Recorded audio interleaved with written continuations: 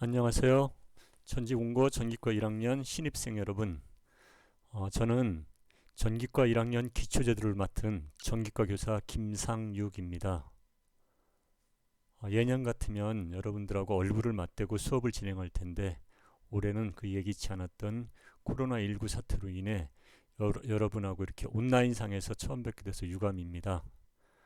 언제 개학을 하게 될지 모르겠지만 개학하는 날까지 우리가 온라인상을 통해서 기초제도에 대해서 조금이나마 공부를 하는 기회를 가졌으면 좋겠습니다. 오늘 첫 시간은 실제 수업에 들어가기보다는 여러분들이 1학년 과정에서 기초제도에서 무엇을 배워야 되는지 그 부분에 대한 언급을 하고자 합니다. 아,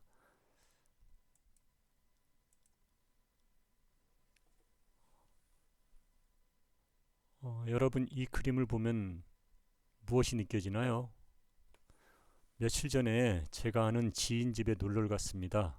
저기 소양에 있는 아는 분인데 그분 집을 가니까 암탉이 달걀을 품고 있더라고요. 통상적으로 보면 3주 그러니까 21일 만에 암탉이 병아리를 품고 있으면 21일 만에 병아리가 알에서 깨어나온다고 해요. 이때 우리가 많이 쓰는 고사성어가 생각이 나는 게 줄탁동시라고 하는 것입니다. 이미 뭐 들어본 학생들도 많을 겁니다. 이 줄탁동시라고 하는 것이 무엇인가 오늘 그거에 대해서 얘기를 해볼게요. 먼저 줄이라고 하는 거요. 이거는 병아리가 알 속에서 알 껍질을 쪼는 동작을 의미합니다. 그러니까 병아리가 알에서 병아리가 잉태가 돼서 성장을 해서 밖으로 나오려고 할 때 본인이 알을 깨고 나오려고 하는 거죠. 이때 알 속에서 알을 쪼는 동작을 우리가 줄이라고 합니다. 그리고 탁이라고 하는 것. 이 탁이라고 하는 것은 어미닭이 알 밖에서 쪼는 동작. 그러니까 뭐냐면 어미닭이 알을 품고 있다. 알 속에 있는 병아리가 밖으로 나오려고 할 때 도와주는 동작이 되겠습니다. 동시란 말은 여러분들 잘 알죠? 같은 시간에 동작이 이루어지는 거예요. 동시에 어떤 일을 한다, 뭐 이런 것들이죠. 그 줄탁 동시란 말은 결국은 뭐가 되겠어요? 알 속에서 21일간 있던 병아리가 알 밖으로 나오려고 할 때 본인도 노력을 하고 그 밖에 있는 어미닭도 병아리의 부활을 위해서 밖에서 도움을 주는 것이 동시에 이루어져야 된다는 거죠. 이런 것들이 동시에 이루어지지 않고 잘 맞지 않으면은 우리가 생각할 수 없는 아주 이상한 결과가 이루어질 수 있습니다. 뭐 예를 들자면 아주 극단적인 경우가 있지만 병아리는 나올 준비가 안 돼 있는데 어미닭이 먼저 바깥에서 알을 쪼아대면 어떤 결과가 될까요? 아마 그 병아리는 영원히 이 세상에 나오지 못할 겁니다. 이러한 식으로 줄탁동시라고 하는 것은 동시에 이루어져야 되는 중요한 일을 의미할 때 쓰는 겁니다. 그래서 우리가 교육에서는 이 줄탁동시를 학생과 교사 둘 사이에 이루어지는 동시적인 수업 효과를 의미합니다. 그러니까 학생은 배우려고 해야 되고요. 교사는 가르치려고 해야 되고. 즉 학생이 원하는 것을 교사가 제공해 주는 것이 동시에 이루어질 때 이때 학습 효과가 가장 좋다라는 것이죠. 그래서 결국 교사들이 원하는 것, 교사들이 바라는 것들은 이런 것 같아요. 이러한 줄탁 동시가 이루어져서 나중에는 그 학생들이 교사를 넘어서는 그러니까 학생이 배워가지고 교사를 앞서가는 그런 사람이 되는 걸 원하는 거죠. 예, 그러니까 여러분들도 뭐 지금 코로나19 때문에 집에서 가정학습을 하고 있지만 하여튼 스스로 잘 알아서 해주고 선생님은 어쩔 수 없습니다. 이렇게 온라인상에서 지금은 하는 거고요. 자, 그럼 다음에는 여러분들이 1학년 과정 기초제도에서 배워야 될 내용들입니다. 기초제도 과정은 크게 7개의 대단원으로 나눠져 있습니다.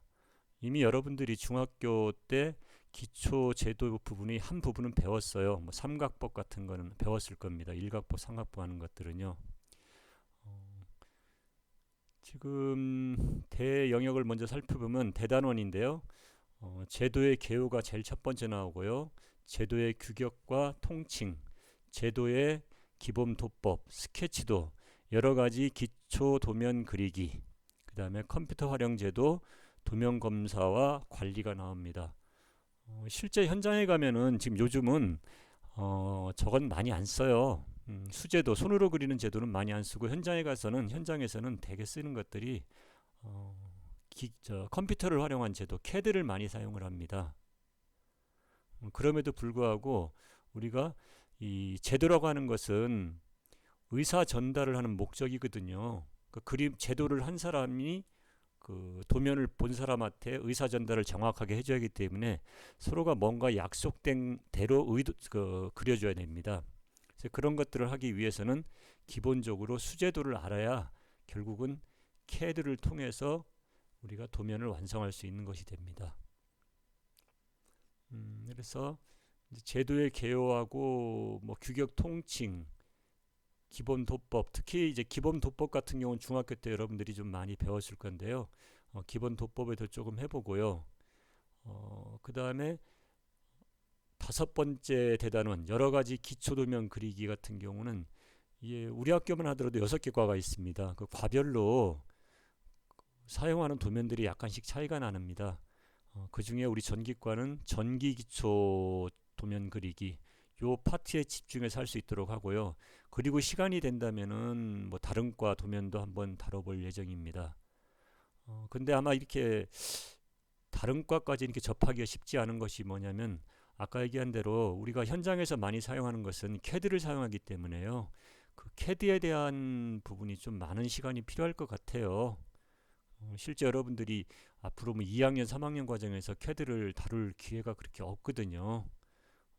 일주일에 들은 2시간 가지고 이론적인 부분 수제도 하고 CAD까지 한다는 것이 만만치 않아서 가급적 1학기 중에 기초 도면 그리기까지 하려고 했었는데 지금 코로나19 사태 때문에 그것도 만만치 않을 것 같네요. 그래서 어쨌든 최대한 선생님은 많은 시간을 빼서 여러분들한테 CAD를 가지고 여러분들이 기본적인 도면 그리는 정도까지는 해보려고 합니다. 그래서 뭐 여러분들이 지금 온라인 학습도 마찬가지고 나중에 이제 오프라인상에서 여러분들이 계약해서 학교를 나오면 마찬가지겠지만 조금은 진도를 빠르게 나가서 CAD 쪽에 많이 집중을 할 수 있도록 하겠습니다. 이렇게 해서 여러분들이 1학년 과정에서 기체도를 통해서 배울 수 있는 것에 대한 설명을 쭉 했습니다. 마지막으로 어차피 이제 병아리 얘기가 나왔으니까요. 그 알에 대한 부분을 한 번 더 얘기하도록 하죠. 이게 굉장히 식상한 얘기입니다. 병아리와 후라이. 여러분들 계란 후라이 좋아하시죠? 병아리와 후라이 그 차이점. 예, 이미 여러분들도 알고 있습니다. 자, 이게 뭐죠? 계란 후라이. 얘는 병아리입니다. 이게 어디서 출발됐나요? 보면은 출발점은 둘이 똑같죠. 그렇습니다. 계란, 달걀입니다. 달걀에서 하나는 병아리가 되고 하나는 후라이가 됩니다. 다른 말로 바꾸면 하나는 살아남는 거고 하나는 죽는 거죠. 큰 차이점은 뭘까요? 계란 후라이라고 하는 것은 바깥에서 알을 깨는 겁니다. 후라이를 하기 위해서, 요리를 하기 위해서 요리사가 알을 깨죠.